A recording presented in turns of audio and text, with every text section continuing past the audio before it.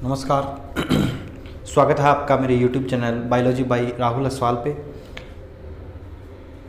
आज अपन अध्ययन करेंगे संयोजी ऊतक के बारे में। इससे पहले अपन ने अध्ययन किया था उपकला ऊतकों के बारे में।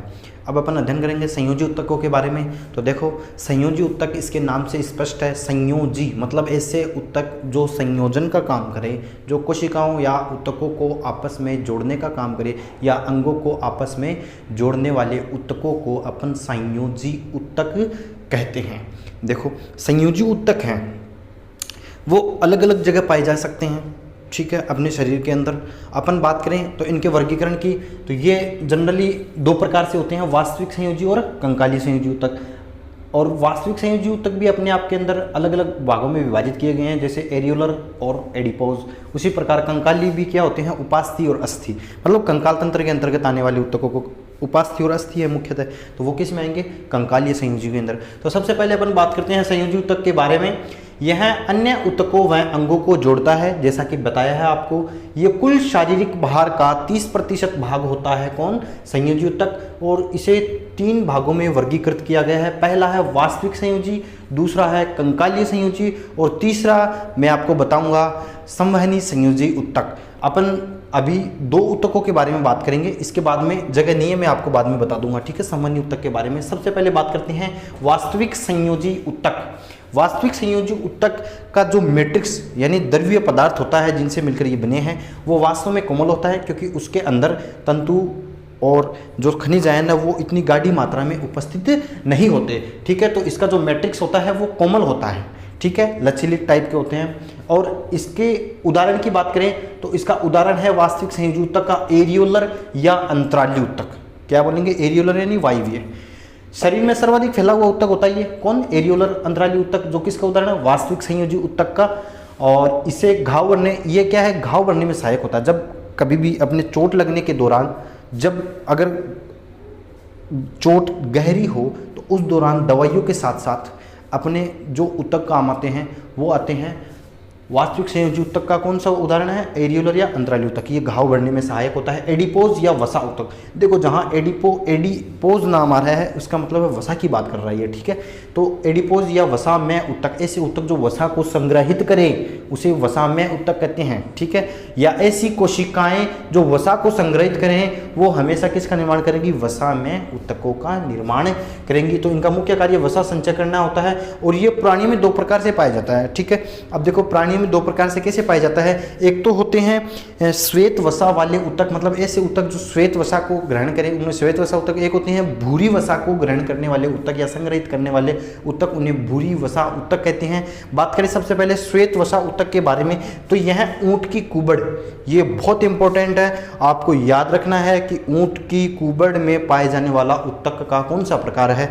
अगर ये नाम आए केवल वास्तविक संयोजी ऊतक या कंकालीय या संवहनी, तो आपको वास्तविक करना इन तीनों में से पूछे। अगर ये ऐसा पूछ ले कि वास्तविक संयोजी ऊतक का उदाहरण कौन सा है, तो ये कौन सा है, एडिपोज या वसा में ऊतक, आपको तो यही पूछेगा, डायरेक्ट नाम आएगा कि ऊंट की कुबड़ में पाए जाने वाले ऊतक का नाम बताइए, एडिपोज या वसा में ऊतक, ठीक है। और श्वेत वसा ऊतक बोलते हैं, ठीक है, श्वेत वसा पाई जाती है इसके अंदर। हाथी के अंदर भी उपस्थित होता है, व्हेल में भी। और जो पीली अस्थि मज्जा होती है, कौन सी अस्थि मज्जा, पीली येलो, ये मैं जब आपको कंकाल तंत्र बताऊंगा तो वहाँ पढ़ाऊंगा 2 प्रकार की अस्थि मज्जा, एक तो लाल अस्थि मज्जा, एक होती है पीली अस्थि मज्जा, ठीक है। बोन के अंदर जब अस्थियाँ पढ़ाऊंगा वहाँ बताऊंगा आपको।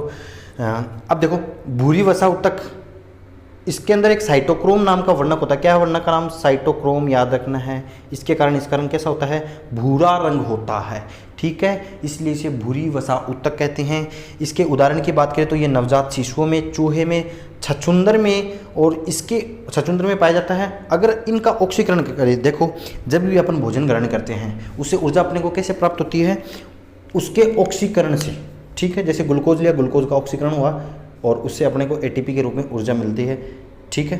जैसे ग्लाइकोलाइसिस क्रेब्स साइकिल चक्कर के द्वारा, आपको बताऊंगा मैं जब अपन अध्ययन करेंगे। प्लांट फिजियोलॉजी के अंदर भी आपको बताऊंगा मैं, पादप कार्यकी वाले भाग के अंदर भी क्रेब्स साइकिल आएगा वहाँ पे, ठीक है। और माइटोकॉन्ड्रिया के अंदर भी मैं आपको समझाऊंगा क्रेब्स साइकिल के बारे में, ग्लाइकोलाइसिस के बारे में, ठीक है। ये ऊर्जा उत्पन्न करने वाली प्रक्रम है, ठीक है।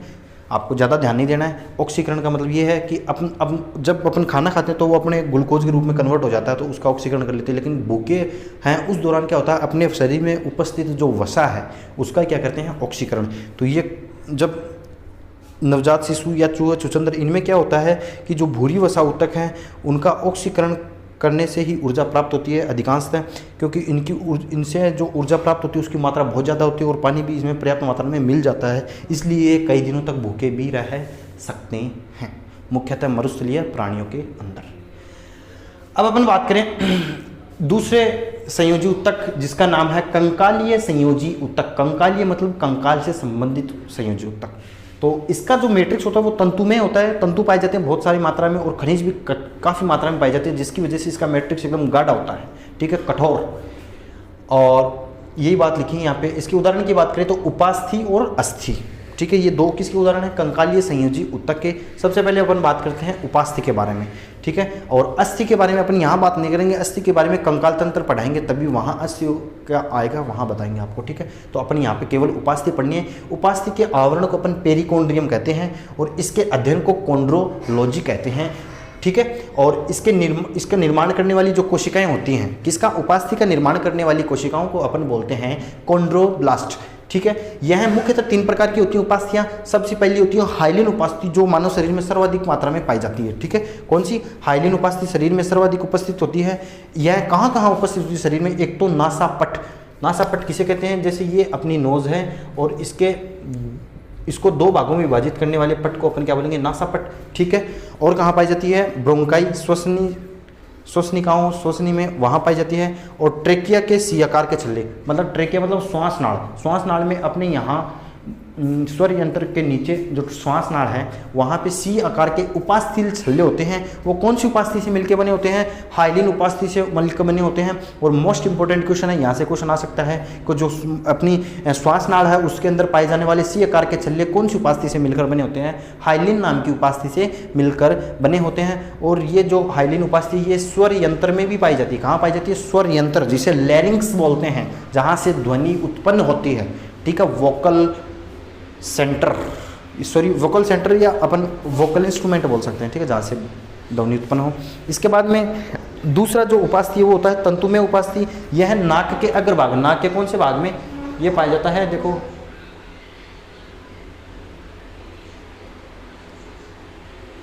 ये जो नाक का आगे वाला भाग है इस भाग के अंदर टिप, ठीक है, हिला के देख सकते हो आप इसे, ये क्या है, तंतुमय उपास्थि से मिलके बना होता है। और कहाँ पाया जाता है, ये कर्णपिन्ना। कर्णपिन्ना कौन सा भाग होता है अपना, कर्णपिन्ना होता है ये वाला भाग, ये होता है ना, इसे अपन कर्णपिन्ना बोलते हैं। इसका काम क्या होता है, ध्वनि तरंगों को अवशोषित करके और कहाँ पहुँचाना, टिम्पेनिक मेम्ब्रेन तक पहुँचाना, जिसे कान का पर्दा भी बोलते हैं, ठीक है। और वहाँ पाया जाता है एपिग्लोटिस। एपिग्लोटिस कहाँ पाया जाता है, यह पाया जाता है अपनी मुख गुहा के जहाँ जीभ जुड़ी होती है उसके अंतिम भाग पे पाया जाता है। इसका कार्य क्या होता है, जो अपने घाटी द्वार है उसको ढक के रखना, इसलिए इसे अपन घाटी ढक्कन भी बोलते हैं। जब अपन भोजन का निगलन निगलते हैं उस दौरान जो अंतःश्वसन वाली जो अंतःश्वसन की प्रक्रिया तो होती नहीं है, ठीक है। तो उस दौरान जो अपनी श्वास नाड़ है उसको बंद रखने के लिए या घाटी द्वार को बंद रखने के लिए क्या करता है, इस एपिग्लोटिस का कार्य होता है। ये मैं आपको पाचन तंत्र वाले भाग में और डिटेल में बता दूंगा, आपको केवल यहाँ नाम याद रखने हैं, ठीक है। तंतुमय उपास्थि, नाक के अग्रभाग, कर्णपिन्ना, एपिग्लोटिस में उपस्थित। इसके बाद में बात करें कैल्सिफाइड, ये सबसे कठोर उपास्थि होती है। अगर पूछ ले एग्जाम में तो आपको बता देना है, कैल्सिफाइड सबसे कठोर उपास्थि होती है। यह स्केपुला अस्थियाँ हैं सब, ये भी फीमर है, ठीक है, हाथ की अस्थि, फीमर पैर की अस्थि सबसे बड़ी मजबूत अस्थि पैर की, और ह्यूमर्स होती है हाथ की अस्थि। जो ह्यूमर्स का शीर्ष भाग होता है वो भी किससे मिलकर बना होता है, कैल्सिफाइड उपास्थि से मिलकर बना होता है। आशा करता हूँ आपको यहाँ तक समझ में आया होगा, ठीक है। अगर कोई त्रुटि है तो आप मुझे कमेंट सेक्शन में बताएंगे, लेकिन आपका एक और बच गया ना, कंकालीय के बाद में संयोजी वाला और बता देता हूँ, ठीक है।